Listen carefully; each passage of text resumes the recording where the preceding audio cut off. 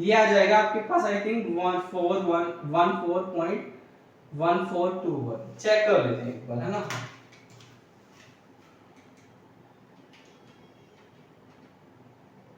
हाँ ठीक है, ये आपका स्क्वायर रूट आ गया, डन। अब चलते हैं आगे। तो आई थिंक ये आपको पता चल गया कि स्टैंडर्ड डेविएशन क्या होता है, वेरिएंस क्या होता है, ये बातें हमें समझ में आ गई और हमें इन दोनों के फॉर्मूले भी क्लियर हो गए। हमने ये जो वेरिएंस पढ़ा है ये अनग्रुप्ड डाटा में है। अनग्रुप्ड डाटा का मतलब यहाँ पे फ्रीक्वेंसी नहीं है, मतलब इंडिविजुअल सीरीज, और ये भी हमने इंडिविजुअल सीरीज में ही पढ़ा है फॉर्मूला, ठीक है। बट कभी कभी क्वेश्चन में हमें फ्रीक्वेंसी भी गिवन होती है, तो फिर हम उसको कैसे कैलकुलेट करेंगे ये समझते हैं।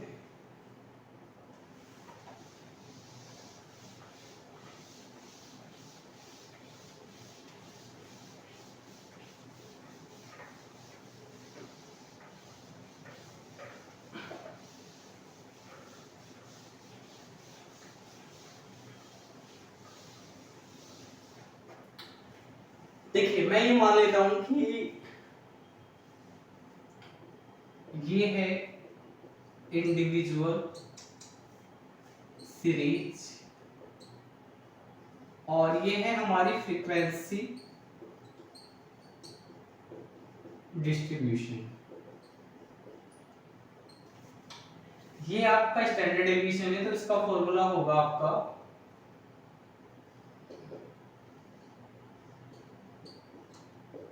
मैं रेंज इग्नोर कर रहा हूं, है ना, रेंज आप अपने आप लिख लीजिएगा। ये फ्रीक्वेंसी डिस्ट्रीब्यूशन में क्या होगा, आप यहाँ पे f लगा लोगे यानी फ्रीक्वेंसी से मल्टीप्लाई कर लोगे और n फ्रीक्वेंसी में कन्वर्ट हो जाएगा। आई रेंज लेना चाहते हो ले लेना, मैं फिलहाल इग्नोर कर रहा हूँ, टाइम कंज्यूम होता है बार बार उससे। और अगर हम लोग बात करते हैं वेरिएंस की तो सीधा सीधा है, यहां से स्क्वायर रूट हट जाएगा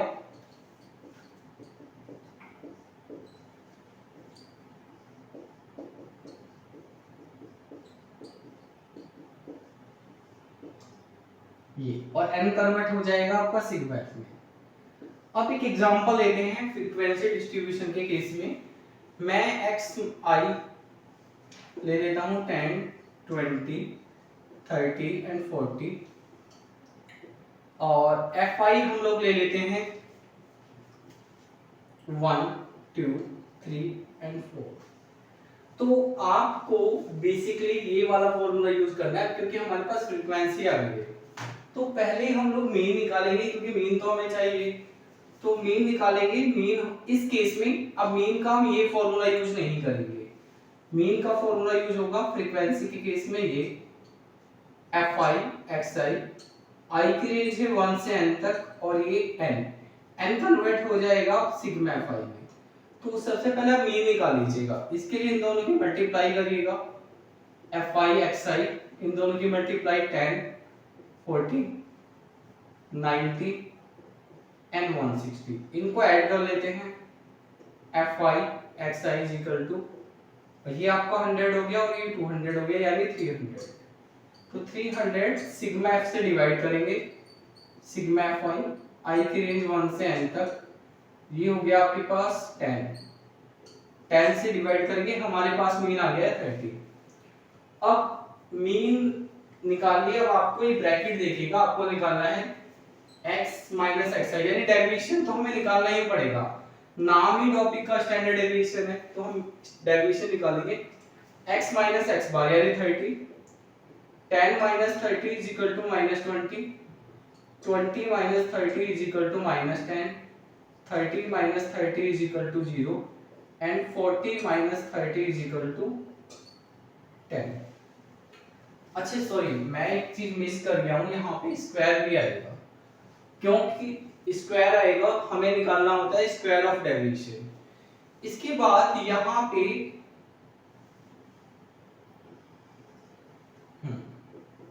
इसका हम स्क्वायर करेंगे तो 20 का स्क्वायर 400 होगा और 10 का 100, ये 0 और ये 100।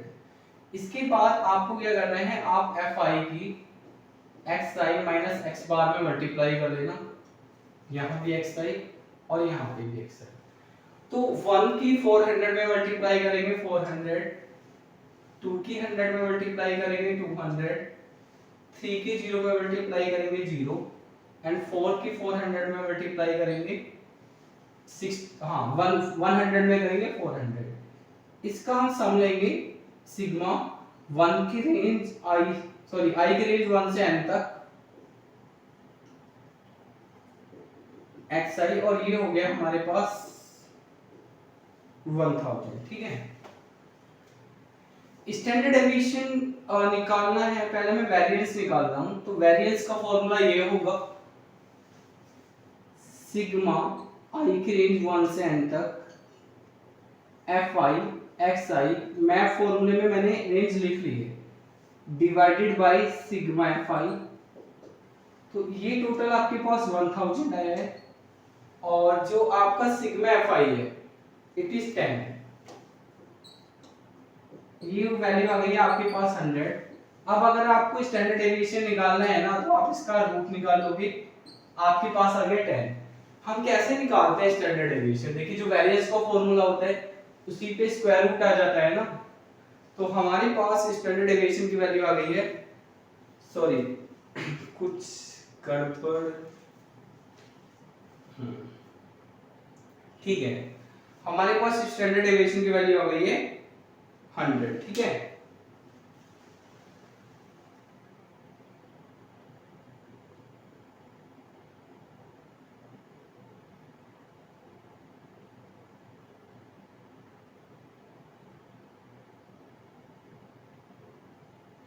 आगे चलें। तो आपको ये भी क्लियर हो गया कि स्टैंडर्ड डेविएशन के क्या होते हैं। आई थिंक आपको ये भी क्लियर हो गया होगा कि वेरिएंस क्या होता है। अब एक टॉपिक हमें पढ़ना है, कोएफिशिएंट ऑफ वेरिएंस।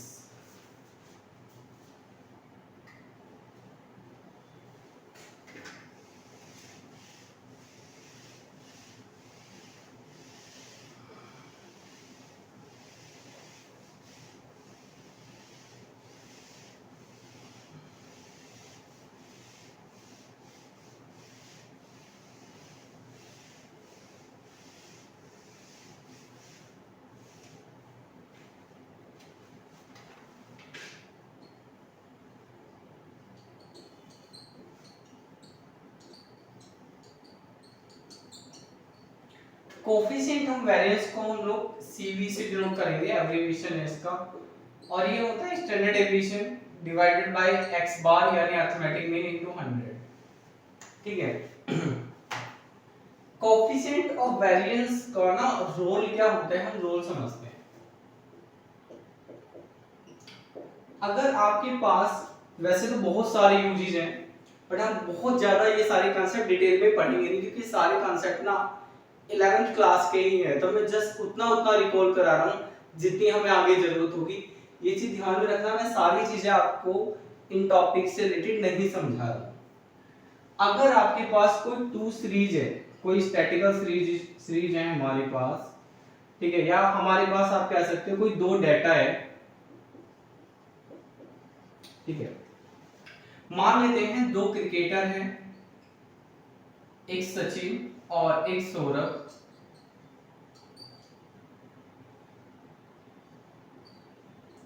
अब इनके कुछ रन दिए हुए हैं 1 2 3 4 और 5। ये 5 वनडे मैच हैं जो इन्होंने खेले हैं, ठीक है, और इसका कुछ स्कोर है, इसका कुछ स्कोर है, इसका कुछ स्कोर है, इसका भी कुछ स्कोर है। इसी तरह से इन दोनों बैट्समैन के आपको स्कोर दे दिए हैं। अब अगर आप इस, हम मान लेते हैं ये x है और ये y है, अगर हम कोएफिशिएंट ऑफ वेरिएंस निकालते हैं x के लिए और हम कोएफिशिएंट ऑफ वेरिएंस निकालते हैं y के लिए, और इसका इनका आंसर आता है, फॉर एग्जांपल इसका आंसर आया मान लेते हैं 40 और इसका आंसर आया फॉर एग्जांपल 20, ये मान लेते हैं, ठीक है।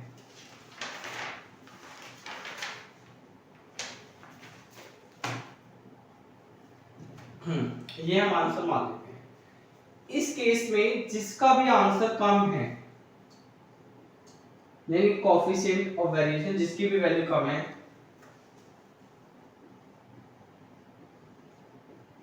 lower the coefficient of variation means higher the consistency.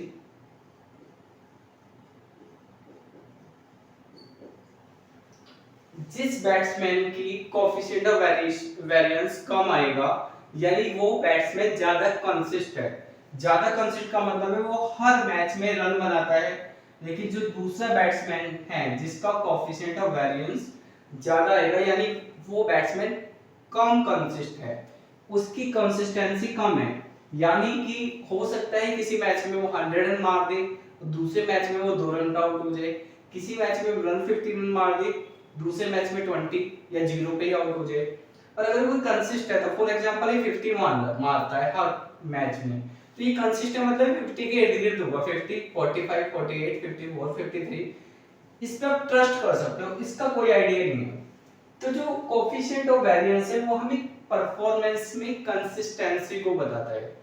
किसी भी डाटा का कोफिशिएंट ऑफ वेरिएंस जितना कम होगा यानी डिफरेंस कम है, कंसिस्टेंसी उतनी ज्यादा होगी उस डाटा में।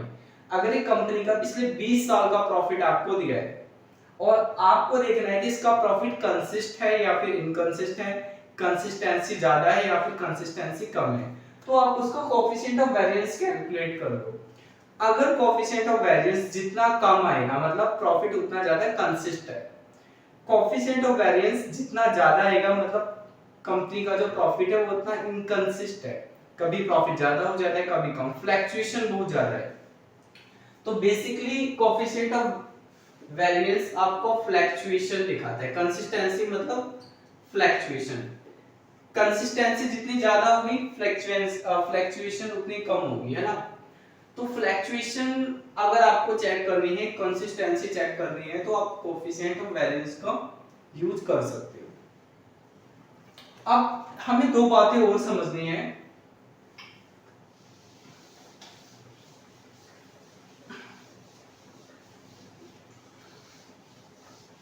हमारे जो टॉपिक हम डिस्कस कर रहे हैं इस टॉपिक का नाम है डिस्पर्सन, ठीक है। डिस्पर्सन में बेसिकली बहुत सारी चीजें होती हैं, बट मैं आपके साथ दो तीन चीजें ही डिस्कस कर रहा हूं। पहली चीज मैंने रेंज डिस्कस करी है, दूसरी चीज मैंने आपके साथ क्वार्टाइल डेविएशन डिस्कस करा, तीसरी चीज मैंने standard deviation. Standard deviation, variance, coefficient of variance, ये सब एक ही चीज है, थोड़ा थोड़ा सा चेंज है। डिस्पर्सन में और भी बहुत सारी चीजें होती हैं कैलकुलेट करने के लिए, बट वो सारी हम डिस्कस नहीं कर रहे हैं। तो जो डिस्पर्सन है हमारा, इसमें जितने भी टूल्स होते हैं, जितने भी मेजरमेंट्स होते हैं, उनको हम दो पार्ट में डिवाइड कर देते हैं, एक एब्सोल्यूट और एक रिलेटिव, ठीक है। एब्सोल्यूट मेजर्स और रिलेटिव मेजर्स। अब एब्सोल्यूट मेजर्स क्या होते हैं, जैसे हम लोगों ने निकाला है range, quartile deviation, standard deviation, variance, ये सब एब्सोल्यूट है। एब्सोल्यूट का मतलब क्या होता है, एब्सोल्यूट का मतलब होता है जब इनका आंसर आता है ना, तो आंसर में यूनिट भी आती है, यूनिट, ठीक है। जैसे अगर हम पर कैपिटा इनकम के बारे में बात कर रहे हैं, तो पर कैपिटा इनकम की जो यूनिट है, unit per capita income, income को नापने की यूनिट है। इंटरनेशनल टर्म में वो डॉलर हो जाती है, हम हमारी कंट्री में रुपीस में भी उसको नापते हैं। जो जितना भी आरबीआई का डाटा आपको मिलेगा आरबीआई की वेबसाइट पे, वो आपको रुपीस की फॉर्म में मिल जाएगा। तो पर कैपिटा इनकम की हम यूनिट रुपीस भी ले सकते हैं और डॉलर भी ले सकते हैं। तो अगर आप रेंज निकालोगे ना, तो जो रेंज आएगी, अगर रुपीस में नाप रहे हो तो रेंज आएगी रुपीस में, क्वार्टाइल डेविएशन नाप रहे हो तो क्वार्टाइल डेविएशन भी फिर रुपीस में आएगा, यानी यूनिट उस आंसर के अंदर इंक्लूड होती है। अगर आप किसी का वेट की रेंज निकाल रहे हो तो आंसर के साथ आप लिखोगे रेंज के साथ वेट की, जो वेट है उसकी रेंज इतनी है ना। तो इसमें मेजरमेंट के अंदर जब हम चीज को मेजर करते हैं तो यूनिट जिस जो तरीका है नापने का वो आंसर के साथ आता है, इसमें भी आएगा, इसमें भी आएगा। अब कई बार क्या होता है कि हमें दो चीजों को कंपेयर करना होता है। जैसे मान लीजिए कि आप ये नापना चाहते हो कि किसी की हाइट, एक कॉलोनी है, स्लम एरिया है और एक पोस्ट एरिया है। अब आपको ये देखना है कि जो स्लम एरिया है उसमें रहने वाले जो लोग हैं उनका वेट का आपने स्टैंडर्ड डेविएशन या वेरिएंस निकाल लिया फॉर एग्जांपल। अब आप दूसरी किसी लोकेलिटी में पोस्ट एरिया में रहने वाले लोगों की वेट की जगह हाइट लेते हो और आप दोनों के कोएफिशिएंट ऑफ वेरिएंस को कंपेयर करना चाहते हो। तो हाइट और वेट का तो कोई कंपैरिजन है नहीं क्योंकि उनका यूनिट अलग है। हाइट को हम लोग नापते हैं फीट में, इंचेस में, सेंटीमीटर में, और जो वेट होता है उसको हम केजी में या फिर पाउंड में नापते हैं। तो ये कंपैरिजन पॉसिबल नहीं है। दो ऐसे कंपैरिजन पॉसिबल नहीं होते हैं जिनकी यूनिट्स अलग अलग होती है। तो यानी जो यूनिट ऑफ मेजरमेंट है ना वो प्रॉब्लम क्रिएट करता है। और जितने भी हमारे एब्सोल्यूट मेजर्स होते हैं उन सभी के अंदर यूनिट इंक्लूड होती है। रिलेटिव मेजर का मतलब क्या होता है? ये होते हैं independent of unit, independent of unit, या आप कह सकते हो यूनिट फ्री। यानी हमें पता नहीं है इनका जो आंसर आएगा ना, इनका जो भी आंसर आएगा उसमें यूनिट का कोई जिक्र नहीं होता, यूनिट फ्री हो जाता है। जो आपका कोएफिशिएंट ऑफ वेरिएंस है ये एक रिलेटिव मेजर है। रिलेटिव मेजर, स्टैंडर्ड डेविएशन आपका एब्सोल्यूट मेजर है। जब आप इसको मीन से डिवाइड करते हो, क्योंकि आप जब स्टैंडर्ड डेविएशन निकालते हो तो मीन की हेल्प से ही निकाला जाता है, और मीन की हेल्प से निकाला जा रहा है, मीन से ही आप डिवाइड कर दो तो आपके पास क्या आ जाएगा? Relative major. तो कोएफिशिएंट ऑफ वेरिएंस ना एक रिलेटिव मेजर है, इसमें यूनिट नहीं आएगी, इसमें यूनिट नहीं आएगी। क्यों? क्योंकि यहाँ पे भी यूनिट होगी, यहाँ पे भी यूनिट होगी। फॉर एग्जांपल इनकम का स्टैंडर्ड डेविएशन है तो ये इनकम होगा, और इनकम का ही मीन है, इनकम से इनकम कैंसिल हो जाएगा, यूनिट फ्री हो जाएगा। यूनिट फ्री हो गया यानी वो रिलेटिव मेजर हो गया। रिलेटिव मेजर का यूज होता है जिससे हम चीजों को कंपेयर कर पाए, दो अलग अलग चीजों को भी हम कंपेयर कर पाए यूनिट फ्री करके। जो कोएफिशिएंट ऑफ वेरिएंस था वो मैंने ऑलमोस्ट आपको जितना जरूरी है वो सारा समझा दिया है। अब इसके बाद हम लोग स्टैंडर्ड डेविएशन की प्रॉपर्टीज करेंगे। मुझे टोटल आपके साथ 10 प्रॉपर्टी डिस्कस करनी है। देखिए वैसे प्रॉपर्टी तो बहुत सारी है, 17-18 प्रॉपर्टीज हैं स्टैंडर्ड डेविएशन की, पर कुछ प्रॉपर्टी बहुत ज्यादा मैथमेटिकल है, मतलब उनको समझने के लिए फिर हमें उसके प्रूफ समझने पड़ेंगे, और उन प्रूफ को समझने के लिए फिर हमें बहुत सारी स्टडी और करनी पड़ेगी। इतना सारा समय नहीं है तो वो सारी प्रॉपर्टीज नहीं पढ़ेंगे जिन्हें समझने के लिए बहुत सारी मैथमेटिकल कैलकुलेशन की जरूरत है। हम कुछ इंपॉर्टेंट 10 प्रॉपर्टीज पढ़ेंगे जो हमारे लिए भी पढ़ना पॉसिबल है ना। और वैसे तो प्रॉपर्टीज पे अलग से कोई क्वेश्चन नहीं आया है, लेकिन अगर 4 मार्क्स 6 मार्क्स का शॉर्ट नोट आता है तो सिर्फ डेफिनेशन देके आपको 6 मार्क्स नहीं मिलेंगे। नमस्ते दोस्तों, eco.com आपके लिए गुड न्यूज लाया है। अगर आप इग्नू से एमए इकोनॉमिक्स कर रहे हो और फर्स्ट ईयर में हो, आप चाहते हो कि आपके असाइनमेंट में अच्छे नंबर आए, तो हम आपके लिए असाइनमेंट लाए हैं फर्स्ट ईयर के, जिसका एमआरपी सिर्फ 350 रुपए है। 350 रुपए में आपको सभी सब्जेक्ट के असाइनमेंट मिलेंगे। ज्यादा जानकारी के लिए डिस्क्रिप्शन में लिंक आप देख लीजिएगा। इसी के साथ हम लोग MEC 002 मैक्रो इकोनॉमिक्स एनालिसिस के प्रीवियस 12 क्वेश्चंस के पेपर का सॉल्यूशन आए हैं, जिसका एमआरपी है सिर्फ 200 रुपए। ज्यादा जानकारी के लिए डिस्क्रिप्शन में लिंक आप देख लीजिए। उस केस में आप डेफिनेशन ले लेना, फॉर्मूला लिख देना और एक छोटा सा एग्जांपल लेके आप उसको समझा देना। और आप ये बता सकते हो कि जो स्टैंडर्ड डेविएशन है उसका कोई मेरिट आपको पता है वो बता सकते हो, डिमेरिट पता है वो बता सकते हो। मैं एक मेरिट बता देता हूं आपको।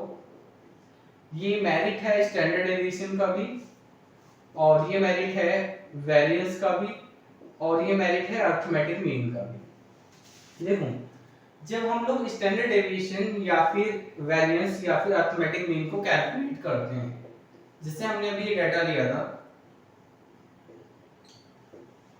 मैंने FI भी लिया था, तो आपको याद होगा हम लोगों ने पहले तो मीन निकाला इस फॉर्मूले को यूज करके।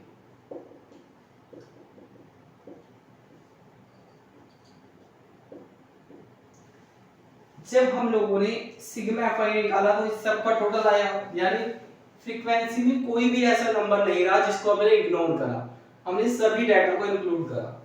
हमने fi xy की मल्टीप्लाई करी, फिर इसका भी टोटल निकाला। इसका मतलब है हमने x में भी जितना डाटा था सारा डाटा यूज करा, किसी भी डाटा को हमने इग्नोर नहीं करा, जैसा मिडेन में कर देते थे, क्वार्टर डेविएशन में कर देते थे। तो ये जितने भी मेजर्स हैं ये हैं बेस्ड ऑन और ऑब्जर्वेशंस, यानी कि इनका एक मेरिट ये है कि जब आप मीन निकालते हो, स्टैंडर्ड डेविएशन निकालते हो, वेरिएंस निकालते हो, तो आप किसी भी डाटा को इग्नोर नहीं करते हो कैलकुलेशन में, आप सारा डाटा, सारे ऑब्जर्वेशंस यूज करते हो। ठीक है, अब हम बात करते हैं प्रॉपर्टीज की।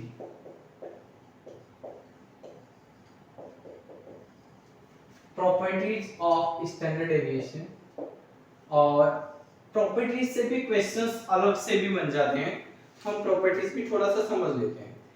देखिए पहली प्रॉपर्टी तो यही है, ये पहली प्रॉपर्टी है कि स्टैंडर्ड डेविएशन और वेरिएंस सभी अरिथमेटिक मीन फिलहाल हम एक्सक्लूड कर लेते हैं क्योंकि प्रॉपर्टीज स्टैंडर्ड डेविएशन की। Standard deviation is based on all observations, हम किसी भी ऑब्जर्वेशंस को एक्सक्लूड नहीं करते हैं, इग्नोर नहीं करते हैं, जैसा कि क्वार्टर डेविएशन या रेंज में होता है। रेंज में हम फर्स्ट सबसे हाईएस्ट नंबर को लेते हैं और लोएस्ट नंबर को लेते हैं, बीच वाले डेटा को हम लोग इग्नोर कर देते हैं।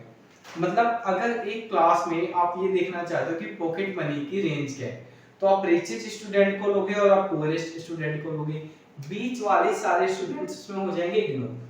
तो इसमें ऐसा नहीं होता है। प्रॉपर्टी नंबर 2 पढ़ते हैं, तो प्रॉपर्टी नंबर 2 ये है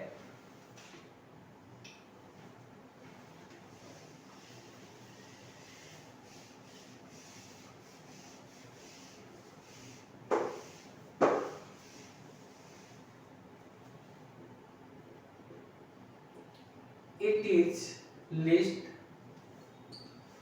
affected by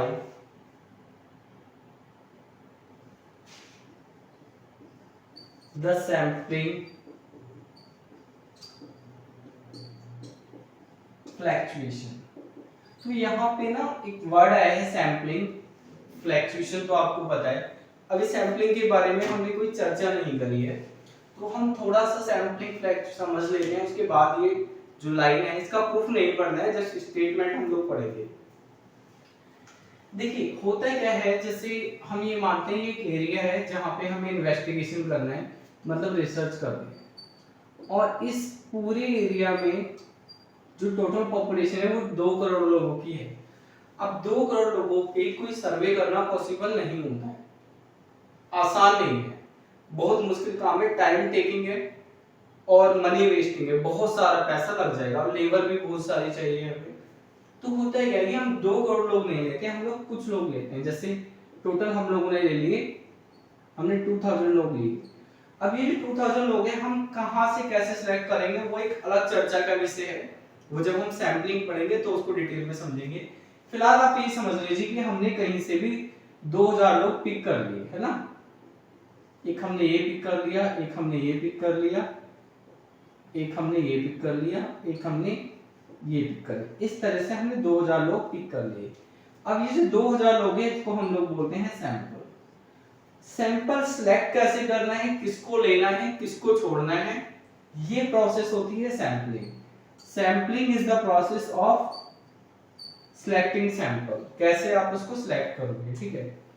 अब सैंपलिंग फ्लैक्चुएशन का मतलब क्या है? सैंपलिंग फ्लैक्चुएशन का मतलब ये है कि अगर आप ये वाले 2000 लोगों को छोड़कर कोई 2000 दूसरे लोग ले लो तो ऑब्वियस सी बात है कि आपका रिजल्ट अलग आएगा।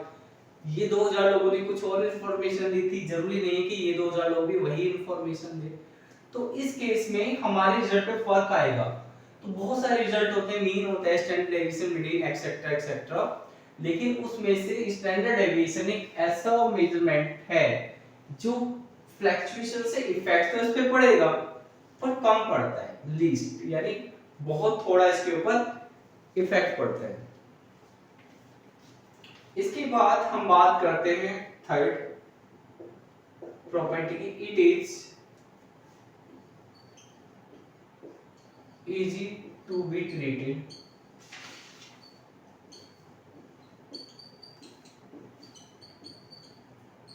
मैथमेटिकली। देखिए मैथमेटिकली ट्रीट करने के लिए आप मैथमेटिकली भी लिख सकते हो और आप एल्जेब्रिकली भी लिख सकते हो, है ना। एल्जेब्रिकली यानी अलजेब्रा में और मैथ में जो हमारे स्टैंडर्ड डेविएशन है उसको यूज करना काफी इजी है। अब ऐसा नहीं है कि जितने भी स्टैटिकल टूल्स हैं उनको यूज करना उतना इजी होता है। जैसे मोड है, मोड होता है कि जो वैल्यू सबसे ज्यादा बार रिपीट हो रही है यानी जिसकी फ्रीक्वेंसी ज्यादा है। अब होता है क्या है कि कई बार ऐसा देखने को मिलता है, इस तरह का डाटा होता है जिसमें सेम फ्रीक्वेंसी होती है बहुत सारे स्टूडेंट्स की। जैसे हम मान लेते हैं, हम ये देखना चाहते हैं कि एक क्लास है जिसमें 50 स्टूडेंट है और आप ये देखना चाहते हैं मोड मार्क्स क्या हैं। मोड मार्क्स का मतलब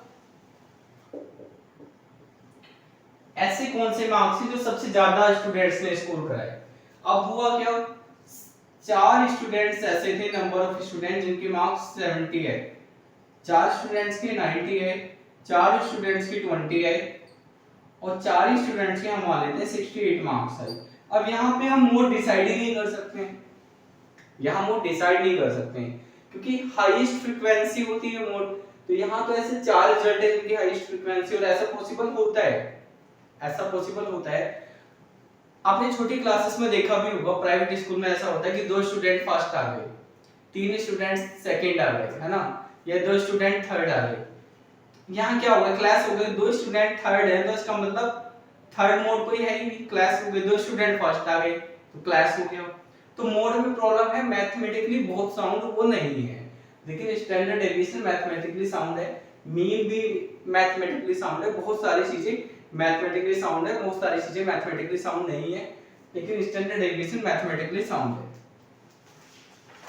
इसके बाद बात करते हैं प्रॉपर्टी नंबर 4 की, और प्रॉपर्टी नंबर 4 आज तो नहीं हो पाएगी, कल ही हम डिस्कस कर पाएंगे क्योंकि इसको समझने में हमें लगभग 10 से 20 मिनट लगेंगे, लेकिन जब फिर भी हम लोग थोड़ा सा इसको स्टार्ट कर देते हैं, है ना। प्रॉपर्टी ये है, प्रॉपर्टी नंबर, और इसका मैथमेटिकली प्रूफ भी दे रहे हैं, इस प्रॉपर्टी का मैथमेटिकली प्रूफ भी दे रहे हैं, और इस प्रॉपर्टी के मैथमेटिकल प्रूफ पे आपकी चेक योर प्रोग्रेस में क्वेश्चन भी है।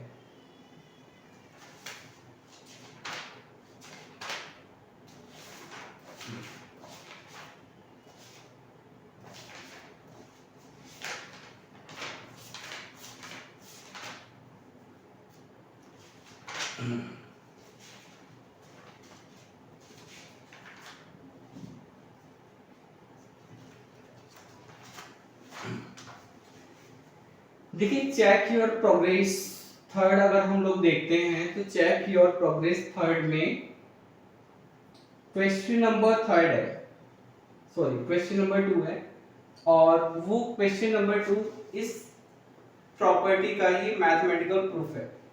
प्रॉपर्टी क्या है, प्रॉपर्टी ये है, the standard deviation is independent from change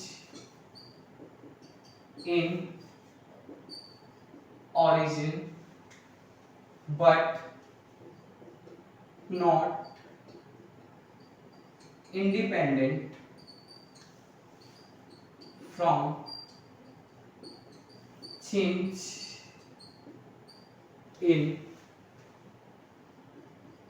scale. ये प्रॉपर्टी आपकी इग्नू की बुक में नहीं दी है, और साफ साफ लिख भी रखा है इन्होंने कि प्रॉपर्टी हमने दी नहीं है बुक में, है ना।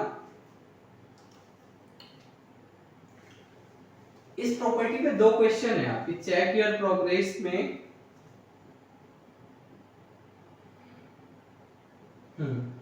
चेक योर प्रोग्रेस 3 में क्वेश्चन नंबर 1 और क्वेश्चन नंबर 2, ये दोनों ही क्वेश्चन इस प्रॉपर्टी पर बेस्ड है ना। इनको भी क्वेश्चन को हम डिस्कस करेंगे। देखिए मैं, अगर आप ये देख पा रहे हो कैमरे में तो आप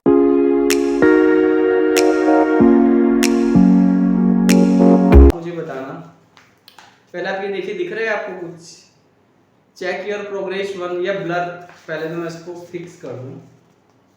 आप देखिए चेक योर प्रोग्रेस थर्ड का क्वेश्चन नंबर 1 दिख रहा है? Yes, sir. पढ़िए क्या लिखा है। Show that the standard deviation is independent from the change of origin, not explained in the text. तो ये प्रॉपर्टी है, इस पे बेस्ड क्वेश्चन आया और ये ना बुक में एक्सप्लेन नहीं करा है हमने, हम लोग एक्सप्लेन करेंगे। हम इस प्रॉपर्टी को पढ़ेंगे और उसका प्रूफ भी देंगे, मैथमेटिकल प्रूफ, ठीक है। देखिए स्टैंडर्ड डेविएशन के अगर हम ओरिजिन में चेंज करते हैं तो ओरिजिन में चेंज होने का स्टैंडर्ड डेविएशन पे कोई फर्क नहीं पड़ता है, यानी कोई इम्पैक्ट नहीं पड़ता है। लेकिन अगर हम उसके स्केल को चेंज कर देते हैं, अगर हम स्टैंडर्ड डेविएशन के स्केल को चेंज कर देते हैं तो उसके रिजल्ट पे इम्पैक्ट पड़ता है। अब क्वेश्चन ये है कि यहाँ पे जो ओरिजिन है इसका क्या सेंस है और जो स्केल है इसका क्या सेंस है। तो देखिए सेंस ये है, अगर मेरे पास एक डाटा है, for example axi 10 20 30 dot dot dot dot, ठीक है। अब मैं यहां से अगर स्टैंडर्ड डेविएशन निकालता हूं इसका, और हमने ये निकाला भी हुआ है 30, एक सेकंड, एंड 50, तो हमने यहाँ पे स्टैंडर्ड डेविएशन निकाला था और मैं इस डाटा को x मान रहा हूँ। स्टैंडर्ड डेविएशन आया था हमारा 14.1421, आप आपकी नोटबुक में देख सकते हैं। अगर मैं इस वेरिएबल में इस पूरे डेटा में कुछ चेंज कर दूं, चेंज करने का मतलब ये है कि इस वैल्यू में से मैं कुछ ऐड कर दूं या मैं कुछ सब्ट्रैक्ट कर दूं, ये आपकी मर्जी है, आपको जो करना है। जैसे अगर मैं इस सभी नंबर्स में 10 ऐड कर देता हूं, यानी 10 प्लस 10 20 और 20 प्लस 10 30, ऐसे ही हो जाएगा 40, ये 50 और ये 60, ठीक है। अब आपके पास ये नई सीरीज आ गई, इसको हम भूल जाते हैं। ये सीरीज इस डाटा से निकली थी, अब मैं इस सीरीज को नाम देता हूं y, मैं यहां से भी हटा देता हूं, मैंने इसको नाम दे दिया फॉर एग्जांपल y, और आम तौर पे हम इसको d नाम देते हैं।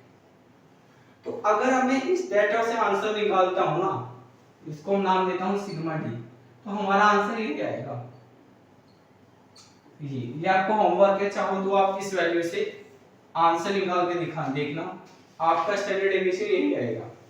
तो हमारे पास ओरिजिनल डाटा क्या था, 10 20 30 40 50। अगर आप इस ओरिजिनल डाटा में कोई भी एक नंबर ऐड कर दो या कोई भी एक नंबर सब्ट्रैक्ट कर दो, तो जब किसी नंबर को हम ओरिजिनल डाटा में ऐड करते हैं या सब्ट्रैक्ट करते हैं, तो उसके बाद हमारे पास एक नई सीरीज आ जाती है। ये नई सीरीज आ गई और अब पहले ये नंबर x था, अब ये नंबर, ये जो सीरीज है एक अलग नंबर की आ गई, इसे हम एक नया वेरिएबल मान लेते हैं। ये एक नया वेरिएबल है, दैट इज d से हमने इसको डिनोट कर दिया है, और ये आपका एक अपना ओरिजिनल वेरिएबल था। तो अगर आपके पास कोई वेरिएबल है, आपको उसका डाटा दिया है, आप उस वेरिएबल में कोई एक नंबर ऐड करो या सब्ट्रैक्ट करो, आपको एक नया वेरिएबल मिल गया। अब आप इस नए वेरिएबल का स्टैंडर्ड डेविएशन निकालो, तो दोनों के स्टैंडर्ड डेविएशन सेम आते हैं, और ये जो चेंज करना है, ये जो हमने ऐड करा है, इसको बोलते हैं change in scale. Change in scale का मतलब होता है, सॉरी, चेंज इन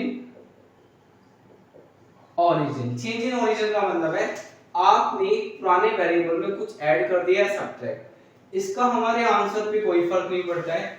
जो आंसर पुराने वेरिएबल से आया था वही आंसर नए वेरिएबल से भी आएगा। बट अगर हम लोग इस डाटा में कुछ डिवाइड कर दें या फिर मल्टीप्लाई कर दें, उसको बोलते हैं change in scale. Change in scale यानी अगर मैं यहाँ 10 से डिवाइड कर देता हूं तो मेरे पास नया डाटा आएगा, तो मेरा आंसर पे फर्क पड़ जाएगा। मेरा आंसर वो नहीं आएगा जो आंसर मेरा पहले आया था, यानी इस डाटा का आंसर अलग आएगा और इस डाटा का आंसर अलग आएगा। चेंज इन स्केल का मतलब होता है आप डाटा को किसी नंबर से या तो डिवाइड कर रहे हो या फिर आप किसी नंबर से मल्टीप्लाई कर रहे हो। वो स्केल चेंज हो गया उसका, है ना। ये जो प्रूफ है मैंने ऑलरेडी आपको बता दिया है, कल की क्लास में हम इसका प्रूफ पढ़ेंगे रात को 8 बजे। Good night, take care.